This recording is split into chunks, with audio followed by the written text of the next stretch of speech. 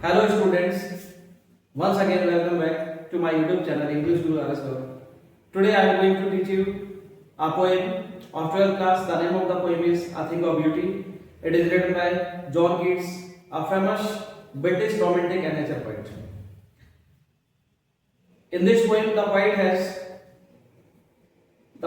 appreciated the beauty of the nature.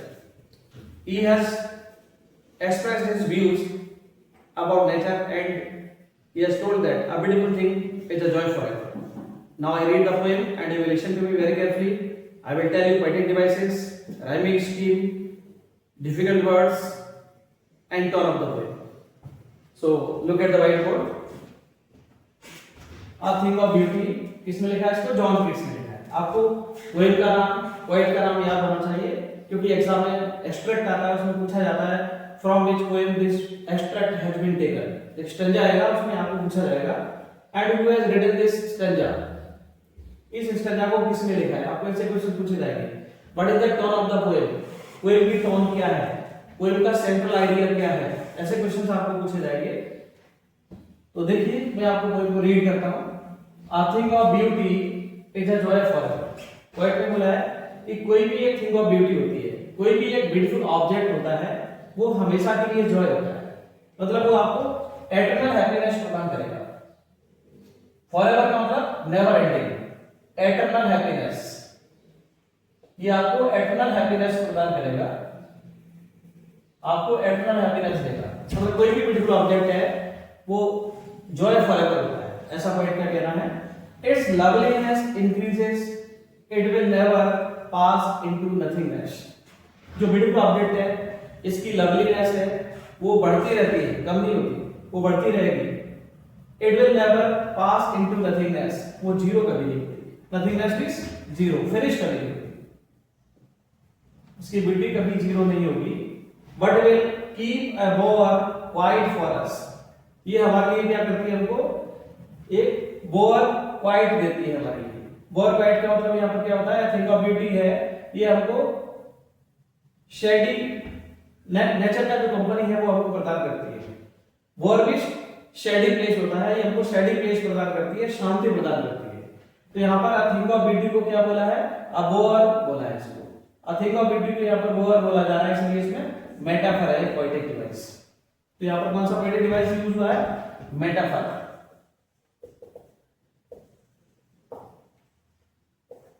इसमें metaphor use हुआ है. अगर आपको पूछा जाएगा बोअर क्वाइट में कौन सा पोएटिक डिवाइस है, तो आप बोलेंगे इसमें मेटाफर है, क्योंकि यहाँ पर जो थिंग ऑफ ब्यूटी है इसको बोअर बोला है. ठीक है ना? ये हमको शेडी प्लेस प्रदान करती है, ये हमको शांति प्रदान करती है एंड स्लीप. और यदि हम किसी शेडी प्लेस पर जाकर वहां पर रेस्ट करते हैं तो हमको साउंड स्लीप आती है, अच्छी नींद आती है. फुल ऑफ स्वीट ड्रीम्स, जिसमें हमको सपने भी आते हैं, अच्छे सपने आते हैं, मीठे सपने आते हैं, डरावने सपने नहीं आएंगे, स्वीट ड्रीम्स आते हैं. एंड हेल्थ, और इससे हमारा स्वास्थ्य भी अच्छा रहता है. अगर हमको नींद अच्छी आएगी तो हमारा हेल्थ भी अच्छा रहेगा. एंड क्वाइट ब्रीदिंग, और सांस लेने में भी हमको कोई डिफिकल्टी नहीं होती. मतलब सांस भी वहां पर हम अच्छी ले सकते हैं, प्रॉपर ऑक्सीजन आपको मिलेगी. जो आपका मन है वो शांत रहेगा, माइंड में कोई टेंशन नहीं होगी. Therefore, on every morrow, इसलिए हमें क्या करना चाहिए? हर सुबह, every morning में, are we reading a flowery band to bind us to the earth.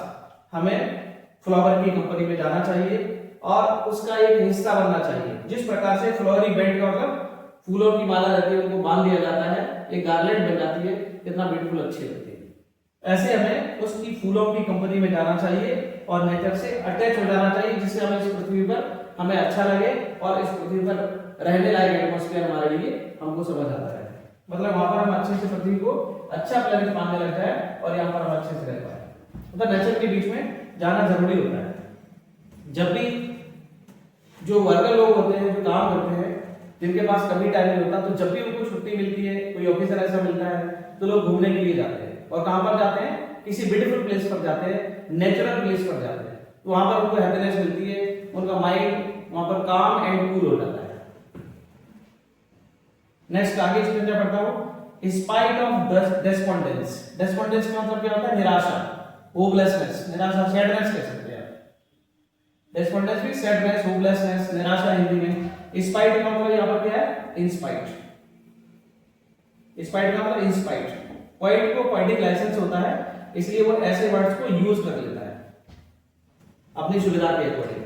तो यहाँ पर स्पाइट का मतलब इंस्पाइट है। इंस्पाइट ऑफ डेस्पॉन्डेंस मतलब हमारे लाइफ में डेस्पॉन्डेंस आ जाए, सैडनेस आ जाए, ऑफ द इनह्यूमन टर्म्स मतलब अमानवीय कोई कमी हो जाए, किसी की डेथ हो जाए या कुछ और कमी आ जाए, ऑफ नोबल नेचर्स मतलब नोबल नेचर है ये, ऐसा एटमॉस्फेयर हमको नहीं मिल पाए, नोबल नेचर की कमी हो हमारी लाइफ में, वो एटमॉस्फेयर हमको नहीं मिल पाए और हमारी लाइफ में निराशा आ जाए, हम नेचर के बीच में नहीं जा पाए। Of the gloomy days, gloomy days का मतलब हमारी लाइफ में दुख वाले दिन आ जाए, है ना, सैड डेज आ जाए हमारे, ग्लूमी भी sad, sad days, gloomy days का मतलब sad days. Of all the unhealthy and over darken days और हमारी लाइफ कैसी हो जाए? अनहेल्दी हो जाए, मतलब सारी परेशानियां आ जाए हमारी लाइफ में, डिफिकल्टीज आ जाए।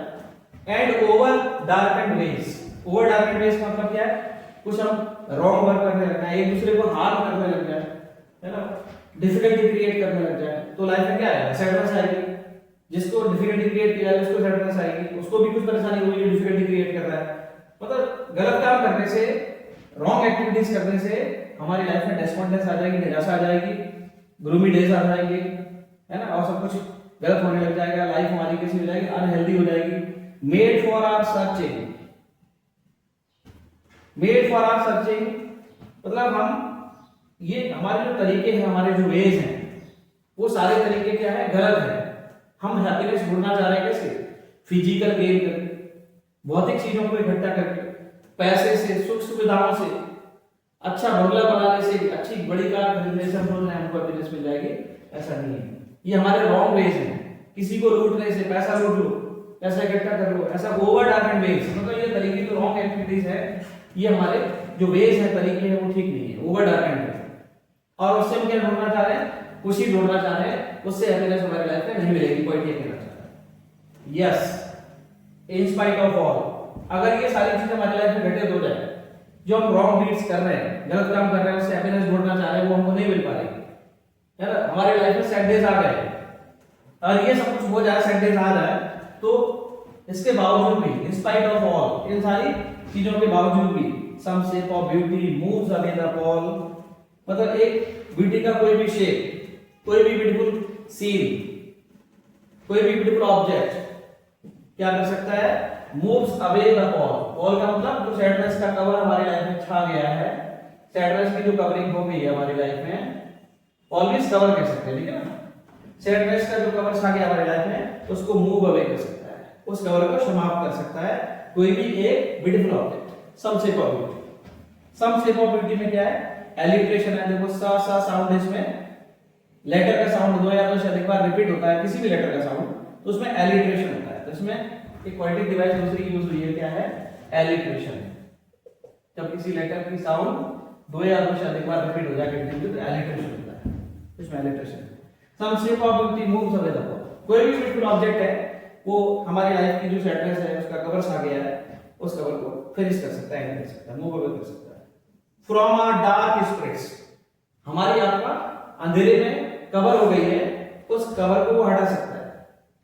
हमारी जो डार्क स्पिरिट है, जो स्पिरिट हमारी सैड हो गई है, अंधकार छा गया उसमें, वो लाइट अप हो सकती है। सच द सन, अब कोई एग्जांपल दे रहा है, वो beautiful object some shape of beauty क्या हो सकता है? सच द सन, उसमें एग्जांपल दे रहा है, सन हो सकता है। जब सूर्य सुबह राइज होता है तो बर्ड्स वगैरह सब जाग जाती है, ह्यूमन बींग्स जाग जाते हैं, एनिमल्स जाग जाते हैं, सबकी भोजन की व्यवस्था, सबको वार्मथ, है ना, सबको लाइट प्रॉपर्ली मिल जाती है सबको, और सबकी लाइफ में हैप्पीनेस फिर से आ जाती है, एक्टिविटीज फिर से चालू हो जाती है। तो ये ब्यूटीफुल ऑब्जेक्ट है सन। रात में जब अंधेरा छा जाता है तो एक्टिविटीज रुक जाती है लोगों की, लेकिन सन के कारण से जैसे उदय होता है, ये ब्यूटीफुल ऑब्जेक्ट है नेचर का, इससे फिर से हैप्पीनेस आ जाती है लोगों की लाइफ में, एक्टिविटीज चालू हो जाती है, लोग एक्शन में आ जाते हैं। द मून, अगर अंधेरी रात को मून नहीं निकले तो थोड़ा अच्छा नहीं लगता है, क्लियरफुल लगता है एटमॉस्फेयर, लेकिन जब मून स्टार्स निकल आते हैं तो वही एक ब्यूटीफुल स्काई लग रखता है और एयर की थोड़ा सा हैप्पीनेस फील होती है। ट्रीज, ओल्ड एंड यंग, छोटे बड़े पौधे, वृक्ष, ट्रीज, कुछ भी हो वो सब हमको क्या करते हैं, हैप्पीनेस प्रदान करते हैं, छोटे और बड़े। स्प्राउटिंग एंड शेडी मून, ये हमारे लिए क्या करते हैं, एक शेडी मून क्रिएट करते हैं। शेडी मून का मतलब क्या है, ये हमारे लिए नेचर का एक ब्लेसिंग होता है। शेडी मींस नेचर और मून मींस क्या होता है, ब्लेसिंग। ये सारी चीजें क्या है हमारे लिए, नेचुरल ब्लेसिंग्स देते हैं हमको, नेचुरल ब्लेसिंग्स। ये हमारे लिए नेचुरल ब्लेसिंग्स होते हैं ये सारी चीजें। Sun, moon, old and young trees, ये सारे क्या करते हैं, स्प्राउटिंग। स्प्राउटिंग मतलब क्रिएटिंग, ये हमको शेडी मून क्रिएट करते हैं। शेडी मून का मतलब नेचुरल ब्लेसिंग्स हमको देते हैं, एक हमको आशीर्वाद देते हैं, नेचुरल आशीर्वाद हमको मिलता है सारी चीजों से। तो हम अलर्ट हो जाते हैं और अपनी एक्टिविटीज को हम चालू कर देते हैं, लाइफ में हैप्पीनेस आ जाती है। फॉर सिंपल सीप, किसके लिए, सिंपल सीप के लिए। सिंपल सीप में देखो साथ साथ साउंड आ रहा है, इसमें फिर से एलिट्रेशन है। सिंपल सीप साथ साथ, जैसे इसमें आ रहा है साउंड सीप, ऐसे सिंपल सीप, तो इसमें एलिट्रेशन फिर से है, ठीक है। सिंपल सीप का मतलब, सीप का मतलब यहाँ पर भेड़ से नहीं, शीप का मतलब किससे, ह्यूमन बीइंग। शीप का मतलब किससे, ह्यूमन, इंसान। शीप का मतलब इंसान से है, ठीक है। तो यहाँ पर ये शीप जो लिखा है इसका मतलब किससे, ह्यूमन से, इंसान से। फॉर सिंपल सीप, पता इंसान के लिए ये सारी चीजें, मून, सन, है ना, और यंग एंड ओल्ड ट्रीज, ये सब क्या होते हैं, शेडी मून है, ब्लेसिंग्स हैं इंसान के लिए।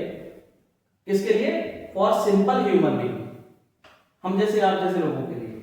एंड सच आर डैफोडिल्स, और पॉइंट कह रहा है और कुछ आगे एग्जांपल दे रहा है, उसने सन, मून और ट्रीज या एंड ओल्ड ये सब बता दिया। उसके बाद कह रहा है डैफोडिल्स, उसमें डैफोडिल्स भी है, इन चीजों में डैफोडिल्स भी है, ये भी आपको खुशी प्रदान कर सकते हैं। With the green world, green world का मतलब क्या है, नेचुरल दुनिया में, मींस फॉरेस्ट में या फिर नेचर के बीच में, वहां पर डैफोडिल्स भी क्या हमारे लिए एक नेचुरल ब्लेसिंग है, शेडी मून है।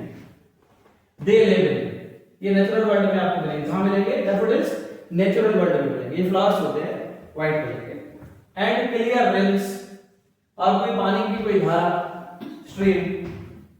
क्लियर रिल्स का मतलब कोई फाउंटेन कह सकते हैं, स्ट्रीम पानी की कोई धारा, ठीक है, fountain. Reels means fountain, clear reels, ये भी एक एग्जांपल है इसका, शेडी मून का, ठीक है। That for themselves a cooling cover, ये सारी चीजें हमको क्या करती हैं, कूलिंग कवर प्रदान करती हैं।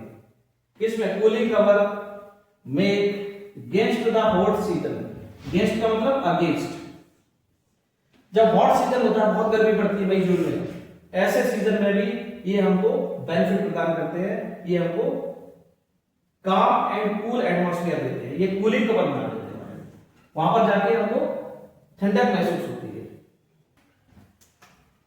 द मिड फॉरेस्ट ब्रेक, यदि हम फॉरेस्ट के मिडिल में जाए, और ब्रेक का मतलब वहां पर थिकेट के पास जाए जहां पर काफी प्लांट्स, बुशेस वगैरह, झाड़ी वगैरह हो, थिकेट भी बुश कह सकते हैं, ठीक है। तो वहां पर बहुत सारी वहां पर झाड़ियां हो, फॉरेस्ट के बीच में हो, rich with a sprinkling of air musk rose, तो ऊपर हो सकता है वहां पर आपको मस्क रोज की खुशबू आए।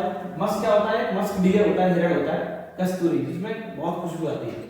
और जो हिरण रहता है वो सोचता है कि खुशबू कहां से आ रही है, तो वो इधर-उधर सुनता फिरता है, सोचता है कि कहीं पर यहाँ पर सरफ वगैरह झाड़ियां हैं, कहीं यहाँ पर बुश होगी, तो वो नेचर को ढूंढता है, उस खुशबू पे सारे में इधर-उधर घूमता है, तो बहुत अच्छी खुशबू आती है। तो ऐसी मस्क रोज उसमें होगा, तो हो सकता है वहां पर उस थिकेट में से, उस ब्रेक में से आपको खुशबू आ रही है, तो वो आपके माइंड को कूल एंड कामनेस दे सकती है ना।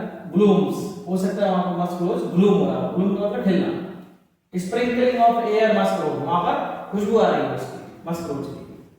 And such too is the grandeur, और वो आगे और ऐसे एग्जांपल देता है ऐसे ही, such too is the grandeur of the dooms, मतलब कोई ग्रैंडियर ऑफ द डोम्स का मतलब क्या है, कोई ऐसी चीज जो बहुत शान वाली हो, जो बहुत ही रेपुटेड चीज हो, बहुत फेमस हो, और उसका विनाश हो गया हो, है ना, उसका डूम हो गया हो, डूम मींस विनाश, डिस्ट्रक्शन हो गया हो।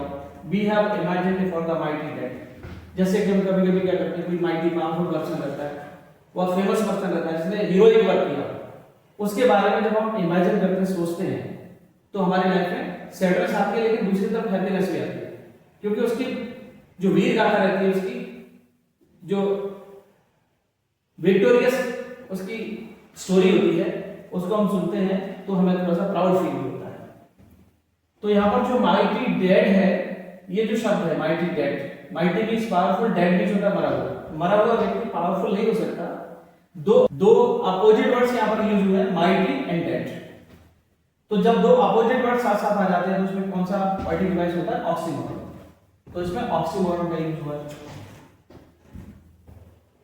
All lovely tales that we have heard or read, और वो सब अच्छी कहानियां जो हमने सुनी हो या फिर कहीं पर पढ़ी हो, वो सब सारी चीजें, इतनी सारी चीजें के जो एग्जांपल दिए हैं वर्ड में, उसने कहा है जैसे कोई ब्रैग हो, थिकेट हो, उसमें से मस्त रोज की खुशबू आ रही हो, सन, मून, है ना, और क्लियर रेल्स, ऐसे बहुत सारी चीजों को उसने एग्जांपल दिए हैं। ये ब्यूटीफुल ऑब्जेक्ट्स हैं, ये हमेशा के लिए जॉय होते हैं हमारे लिए। और माइटी डेड की किसी की स्टोरी, कोई लवली टेल्स, है ना, ये सारी चीजें हमारे लिए क्या होती है, ये ब्यूटीफुल ये ऑब्जेक्ट्स हैं सारे, ये हमारे लिए क्या है, एन एंडलेस फाउंटेन। ये सब हमारे लिए क्या है, एंडलेस फाउंटेन है।